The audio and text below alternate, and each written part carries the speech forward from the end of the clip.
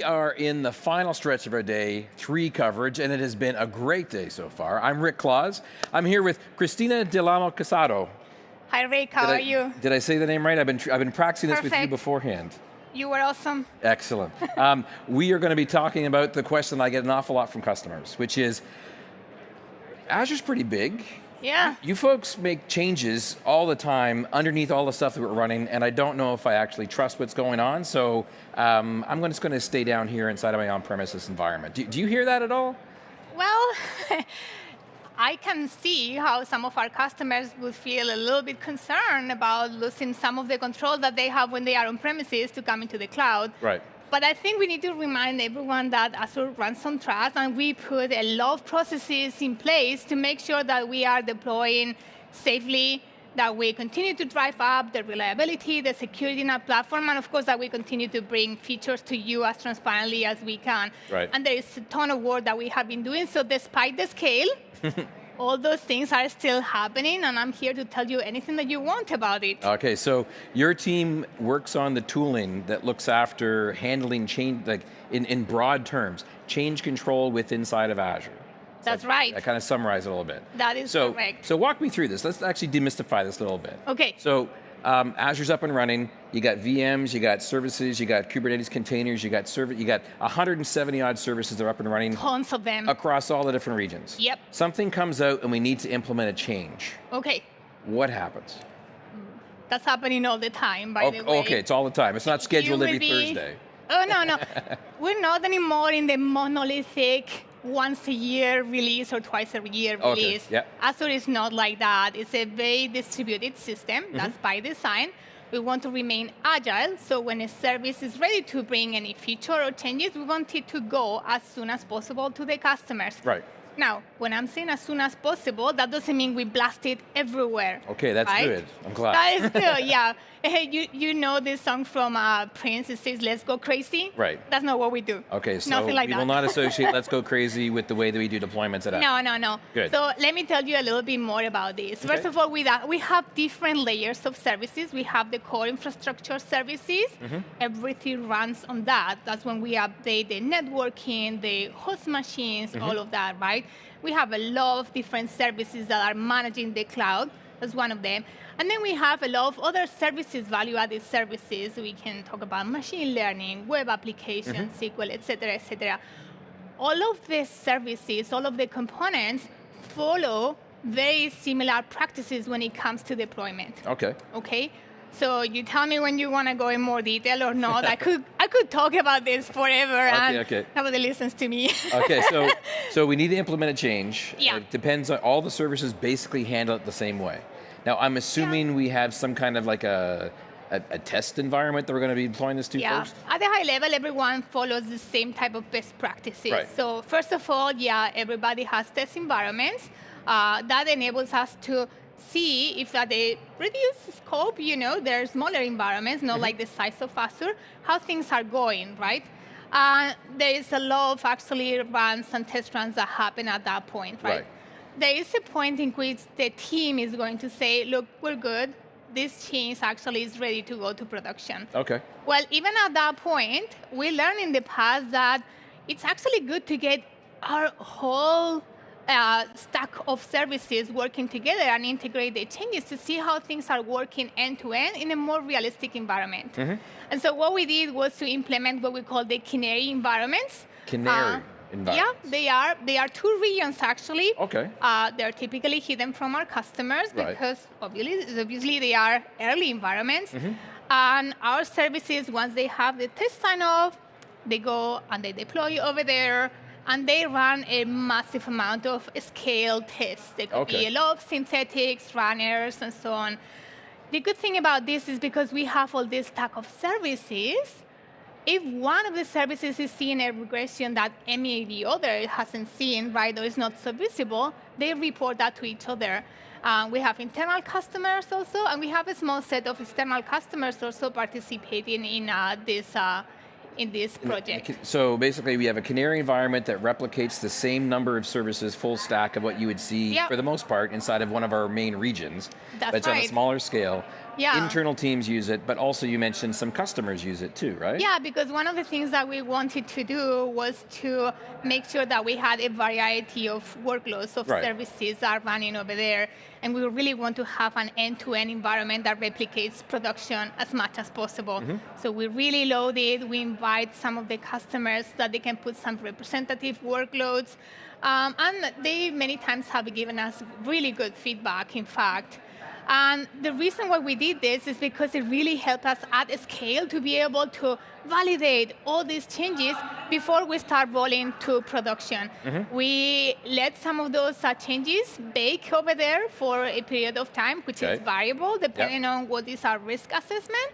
And then after that, we proceed to start progressively rolling out to production. So even when it passes Canary, it's still not a go crazy moment. No. Okay. No, the let's go crazy is not happening at that point.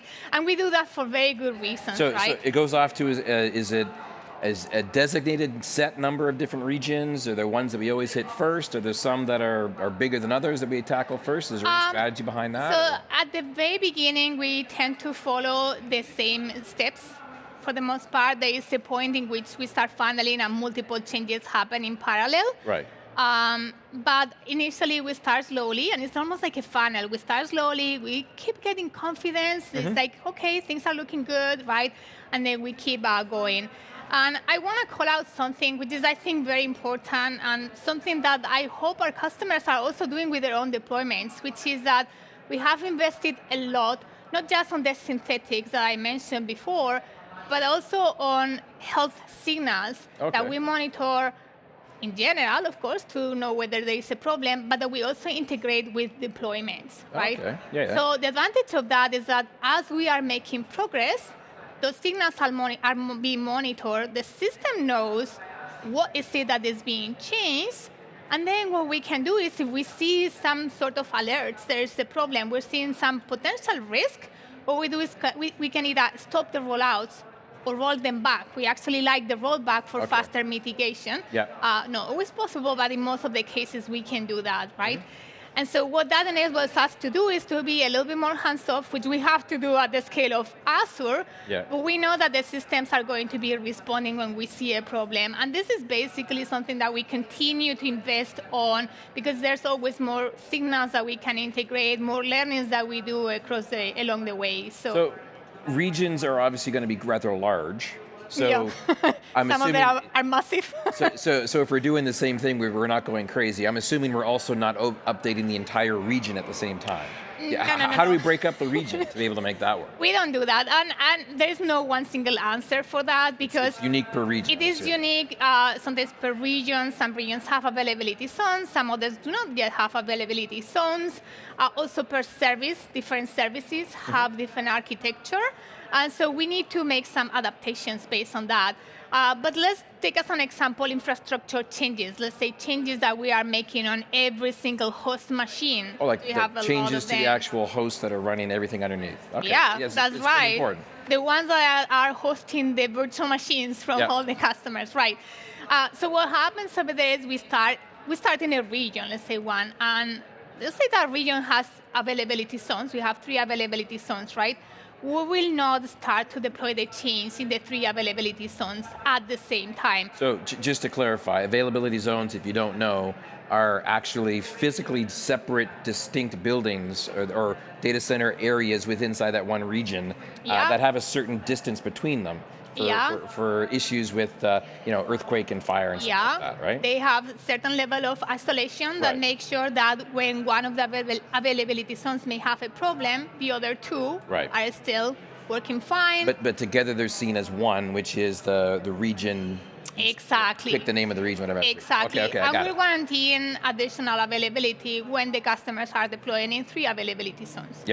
So what we do in that case is we start with one of those availability zones. And you'll be like, oh, you deploy everything at the same time. Again, no. But you said no, okay. That is not what it happens again. So we typically always have this funnel model, especially in the early stages. Once we gain confidence, we can move faster. And so what we'll do is to select a smaller number of what we call clusters in each one of them, right?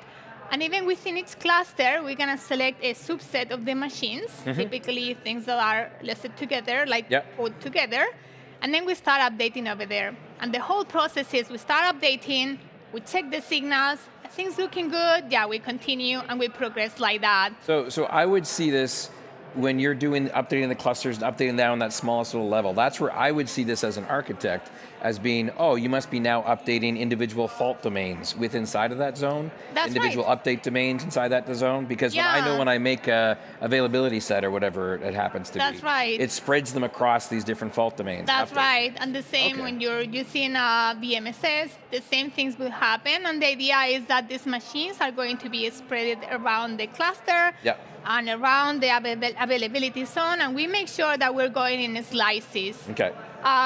However, as we are gaining confidence, because Azure is so big, right? Once we are looking that things are going okay and we have gone through several regions and so on, then we start moving a lot faster, and that's where the order starts, diverting a lot more. Got it. So we got about 4 minutes left or so, and already. That's how long it takes. But it's almost as fast as we deploy stuff inside of Azure with these massive amounts of zones. Yeah. What would you say would be some great recommendations for our customers if they're deploying in Azure that they should take into consideration to know about this? And the second question to that is, how can they be informed if some changes are taking place?